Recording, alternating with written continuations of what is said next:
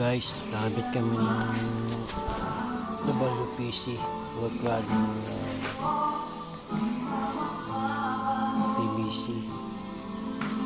Ito yung nagamit namin clip, ni-screw namin yan para sa semento.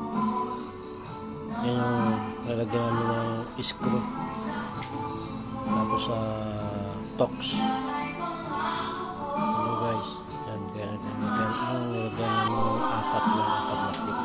Tapos to sa hagdanan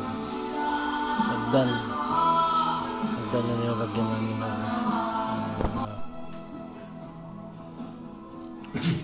ayan guys, kung paano siya i-mount, ikabit yung clip.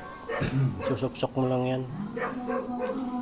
Yan o, pag sinuksok mo yan, merong ano yan merong ipit yan, may ipit siya dyan. Yan o, ipit siya. Tapos di-drill yan.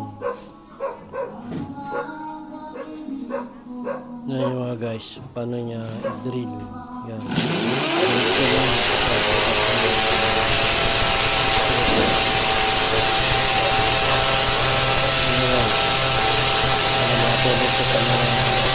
Gusto matuto ng pagkabit ng suited PVC wool cladding.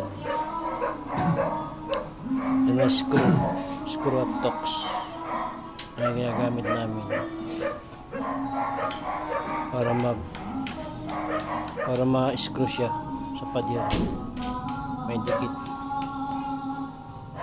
Thank you guys sa panonood nyo. Paki-subscribe naman ako sa aking channel at comment na rin kayo mga guys. Thank you.